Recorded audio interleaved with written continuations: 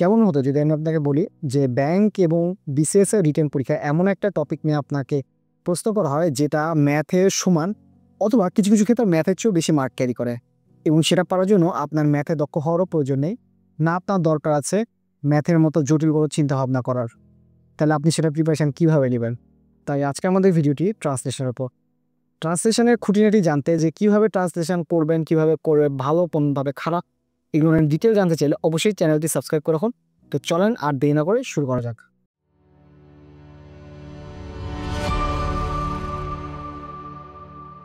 Hello everyone, welcome to এনগিটস। আমি মোহাম্মদ লতিফুর রহমান। আজকে আমরা কথা বলবো যে ট্রান্সলেশন, যেটা পুরা বেশিরভাগ রিটেন পরীক্ষার একটা বড় পার্ট অংশ হিসেবে কাউন্ট হয়ে থাকে, সেটা আপনি কীভাবে প্রিপারেশন নেবেন এবং সেটা প্রিপারেশনের জন্য আপনার কী কী ভুল মানুষ করে এবং কী কী ভুল আপনার করা উচিত নয় সে বিষয় নিয়ে। তো চলেন দেরি না করে শুরু করা যাক। আর একটা কথা বলে রাখি যে এরকম টপিক ওয়াইজ বিভিন্ন ভিডিও এবার আমাদের চ্যানেলে আসবে।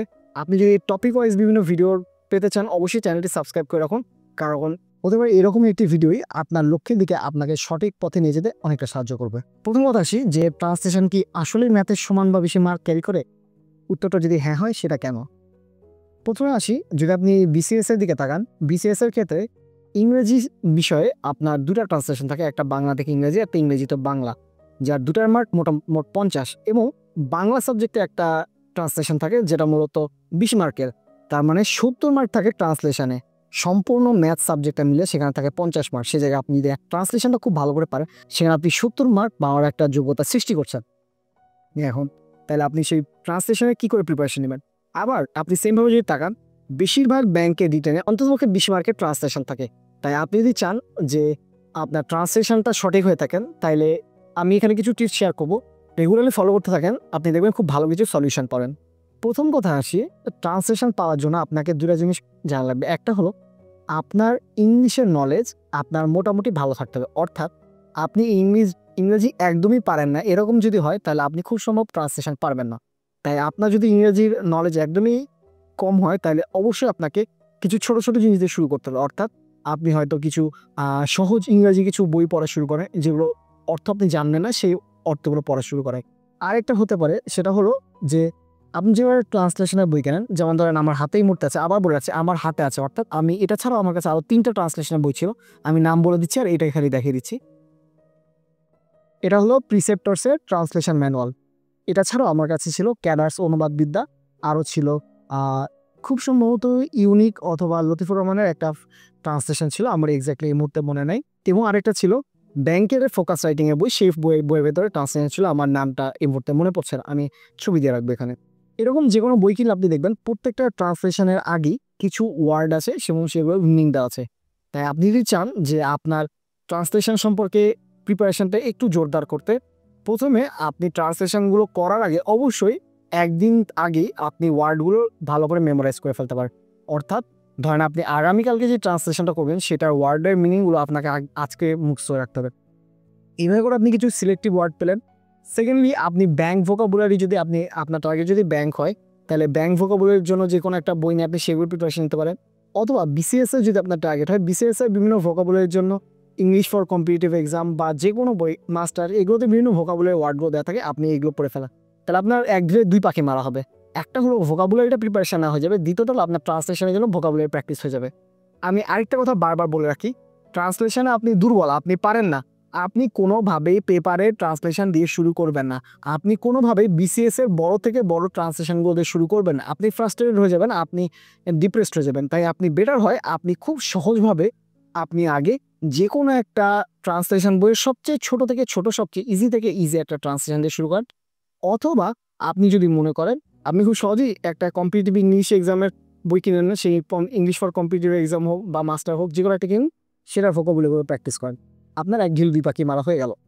এবার আপনি ওয়ার্ডগুলো মোটামুটি জানেন। এবার আপনাকে যে কাজ করতে হবে, প্রথমে আপনি যা পারেন, অর্থাৎ আপনি যেভাবে বাংলা করতে পারেন আপনি বাংলা করে লেখা শুরু করেন। মানুষ এখানে অনেক কিছু বলবে যে আক্ষরিক অনুবাদ নয়, ভাবানুবাদ করা লাগে, অনেক কিছু বলা যেতে পারে, কিন্তু আমার কথা হলো আপনি যখন পারেন না, আপনি হয়তো শুরুর দিকে আছেন, আপনি কি এখন আপনাকে যদি এত কিছু বলা হয় যে আক্ষরিক অনুবাদ কোনটা, ভাবানুবাদ কোনটা, আপনি এইভাবে না এইভাবে করে, খুব সম্ভব আপনি পারবেন না। বরঞ্চ আপনি আগে আক্ষরিক অনুবাদটাই করেন। আপনার যদি মনে হয় হি ইট রাইস, সে ভাত খায়, এভাবেই লিখে রেখে দেন। আপনার ভাত খেয়ে তারপর পরের লাইনটাকে মিলানো লাগবে এরকম না, আপনি প্রথমে এভাবেই লেখা শুরু করেন। আপনি দেখবেন যে প্রথম দিকে যখন আপনি পারেন না, তখন আপনি সহজ থেকে সহজ ট্রান্সলেশনটা নিলেও আপনার 10 থেকে 15 মিনিট চলে যাবে একটা ট্রান্সলেশন পড়তে। আস্তে আস্তে যখন আপনি এই আক্ষরিক অনুবাদটা করা শিখে নেবেন, এরপরে আপনি চিন্তা করেন যে কিভাবে একটার সাথে আরেকটা যুক্ত করা যায়। এক্ষেত্রে আপনি বিভিন্ন ধরনের কোঅর্ডিনেটিভ কনজাংশন বা বাংলা এবং কিন্তু আর অথবা এরকম কিছু জিনিসপাতি দিয়ে আপনি লাইনগুলোকে যুক্ত করতে পারেন, বা ইংরেজিতে যদি আপনি চিন্তা করেন অ্যান্ড বাট অর ইয়েট এরকম কিছু দিয়ে আপনি লাইনগুলোকে যুক্ত করতে পারেন। অথবা আপনি তখন আস্তে আস্তে দেখলেন যে আচ্ছা কী দিলে জিনিসটা একটু ফিল দেখাচ্ছে, অর্থাৎ কী দিলে জিনিসটা আরেকটু মনে হচ্ছে আরেকটু ম্যাচিউর লেখা হচ্ছে, আরেকটু সুন্দর লেখা হচ্ছে। আপনি প্রথম দিন এটা প্র্যাকটিস করা হবে না, আপনাকে এইটা প্র্যাকটিস করতে হবে অ্যাটলিস্ট 14-15তম দিনের দিন। এটার আগে যদি আপনি মনে করেন যে না আমি প্রথম দিনই সুন্দর করে প্র্যাকটিস করবো, আপনি কিছুই করতে পারবেন না। এরপরও দেখা যাবে যে আপনি চেষ্টা করার পরও আপনার জিনিসটা সুন্দর হচ্ছে না, তো আপনি কী করবেন, আপনি যে ট্রান্সলেশন বইটা থেকে প্র্যাকটিস করছেন সেই বইটাতেই দেখবেন যে ওই অনুবাদ করা আছে, অর্থাৎ বাংলা থেকে ইংলিশ হলে ইংলিশ অনুবাদ করা আছে, ইংলিশ থেকে বাংলা হলে বাংলা অনুবাদটা করা আছে। তখন আপনি তাদেরটা একবার পড়েন, পড়লে আপনি তো বুঝতে পারেন আচ্ছা আমি এটাকে এইভাবে লিখতে পারতাম। যেমন ধরেন আমি যখন একটা অনুবাদ করতাম, করার পর বইয়ের সাথে মিলাতাম, খুব সম্ভব বইয়ের সাথে মিলবে না, কারণ আমার লেখনী আর বইয়ের যে রাইটার লিখেছে তার লেখনী এক না, এটা আমাকে মেনে নিতে হবে। কিন্তু আমি যদি মনে করি যে না আমার লেখনী আলাদা, বইয়ের লেখনীটাই সঠিক, এভাবেও না। আপনি একটু দেখবেন যে আচ্ছা কোন জিনিসটা বইয়েরটা অনেক ভালো লাগছে আমার লেখাটা চেয়ে, এবার আপনি খুঁজে বের করেন যে কোন কোন পয়েন্টটা আপনি আরেকটু ডেভেলপ করলে আপনার লেখাটা অনেক সুন্দর হবে। এভাবে আপনি বের করতে পারবেন যে আপনার লেখাটাকে কি করে আরও একটু ডেভেলপ করা যায়, আরও একটু সুন্দর দেখা যায়। এভাবে করে আপনি আস্তে আস্তে আগাতে পারেন। এবার যখন আপনি প্রথমে একটা ওই ট্রান্সলেশন বইয়ের সবচেয়ে ছোটোটা সলভ করলেন, এবার আস্তে আস্তে ব্যাংকগুলোর দিকে যান। ব্যাংকের ট্রান্সলেশনগুলো তুলনামূলকভাবে বিসিএস এর বড় বড় ট্রান্সলেশনগুলো হচ্ছে কিছুটা সহজ হয়। আমি বলছি না সবগুলো কথা, বেশিরভাগই কথা বলছি। আপনি যেটা কঠিন হবে অবশ্যই আপনি সেটাকে এই পর্যায়ে প্র্যাকটিস করবেন না, অর্থাৎ আপনি আগে যেটা প্র্যাকটিস করেছেন তার চেয়ে এবার আরেকটু হার্ড কিছুতে যান, যেগুলো আরেকটু কঠিন হবে আপনার জন্য। অর্থাৎ আমি যেটা সাজেস্ট করি সেটা হলো 2টা ইংলিশ থেকে বাংলা এবং একটা বাংলা থেকে ইংলিশ অ্যাটলিস্ট আপনাকে প্র্যাকটিস করতে হবে।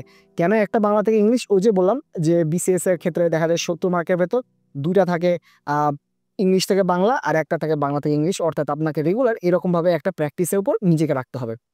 এটা ছাড়াও বেশিরভাগ ব্যাংক এক্সামগুলোতে ইংলিশ থেকে বাংলা বেশিরভাগ দেওয়া থাকে, আপনাকে বাংলা থেকে ইংলিশ খুব কম এক্সামে দেওয়া হয়, এবং যদি বাংলা থেকে ইংলিশ দেওয়া হয় সেটা অবশ্যই আরেকটা ইংলিশ থেকে বাংলার সাথে অ্যাড করে দেওয়া হয়।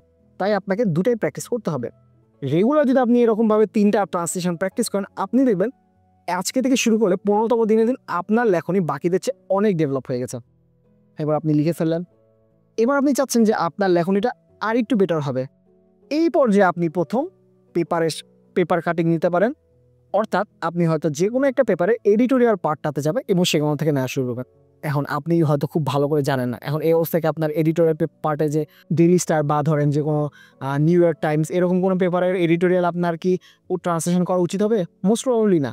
আপনি এই পর্যায়ে আপনি একটু সহজভাবে যারা লেখে, ঢাকা ট্রিবিউন, তারপর ফাইন্যান্সিয়াল এক্সপ্রেস, ডেইলি সান এরকম যারা লেখে তাদের এডিটোরিয়াল থেকে প্রথমে আপনি অনুবাদ করা শুরু করেন, অথবা উল্টাটাও করতে পারেন, যারা একটু সহজ বাংলা লেখে তাদেরটা থেকে আপনি ইংরেজিতে অনুবাদ করা শুরু করেন। এভাবে প্রথম দিকে আপনি সহজ এডিটোরিয়ালগুলো শুরু করবেন। কয়েকদিন এডিটোরিয়ালগুলো করা শুরু করলে আপনি দেখতে পাবেন যে আপনার ট্রান্সলেশনের কোয়ালিটি বাকিদের চেয়ে অনেক বেটার হয়ে যাচ্ছে। এই অবস্থায় আপনি যখন দেখলেন যে আপনার ট্রান্সলেশনের কোয়ালিটি বাকিদের চেয়ে বেটার হয়ে গেছে, এই অবস্থায় আপনার কিছু স্টেপ নিতে হবে।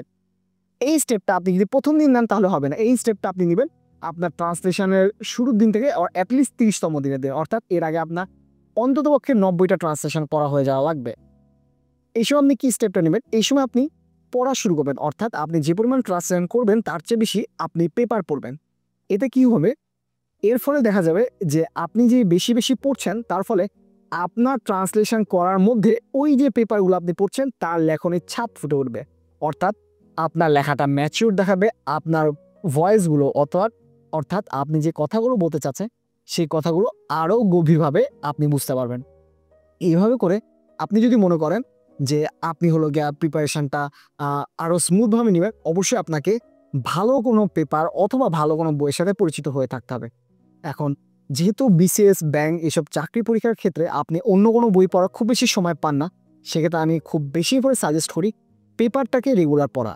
অর্থাৎ আপনি রেগুলার যদি এডিটোরিয়াল পার্টটা পড়েন, আপনার একে তো রিসেন্ট টপিকের যে কোনো জিনিস নিয়ে জানার একটা আগ্রহ থাকলে সেটা জানা হয়ে যাবে। 2 নম্বর হলো আপনি খুব ভালো লেখনীর সাথে পরিচিত হবেন। দেখা যায় যে এডিটোরিয়াল পার্টটা যারা লেখে তারা বেশ সিনিয়র সাংবাদিক হয়, যার ফলে তাদের লেখনীটার একটা ছায়া আপনার উপর পড়বে এবং ইন দ্য মিন টাইম আপনি আস্তে আস্তে বিসিএস এর যে কঠিনতম যেসব ট্রান্সলেশন আছে সেগুলোর দিকে হাত দিতে পারেন। এভাবে আপনি স্টেপ বাই স্টেপ যদি আগাতে থাকেন তাহলে অবশ্যই আপনি আপনার প্রিপারেশন ট্রান্সলেশনে 100% নিতে পারবেন। এছাড়াও আমাদের হয়তো অনেক কিছুই বাদ পড়ে গেছে। আপনি যদি মনে করেন যে এমন কিছু বাদ পড়ে গেছে যেটা আপনি হয়তো জানতে চান, অবশ্যই কমেন্ট করে জানান। আমাদের যদি কোনো ভুলভ্রান্তি আপনার চোখে পড়ে থাকে সেটা আপনি কমেন্টে জানাতে পারেন। এটা ছাড়া আপনার যদি মনে হয় যে আপনি আমাদের এইগুলো নিয়ে আরও ডিসকাস করতে চান, আমাদের যে কোনো বিসিএস রিটেন অথবা ব্যাংকের গ্রুপে আপনি জয়েন করতে পারেন। সেই হোয়াটসঅ্যাপ গ্রুপের লিঙ্ক আমি এই ভিডিও ডেসক্রিপশনে দিয়ে দেবো, অবশ্যই সেটাতে জয়েন করতে পারেন। অবশ্যই আপনি এর পরবর্তীতে কোন টপিকের উপর ভিডিও চান অবশ্যই আমাদেরকে জানান, আমরা চেষ্টা করবো আপনার টপিকের উপর ভিডিও বানাতে। আশা করি আপনার ভিডিওটি কাজে দিয়েছে। ভালো লাগলে ভিডিওটি লাইক দিয়ে রাখুন, চ্যানেলটি সাবস্ক্রাইব করে রাখুন। ভালো থাকবেন, সুস্থ থাকবেন এবং এনগেজের সঙ্গে থাকবেন। ধন্যবাদ সবাইকে।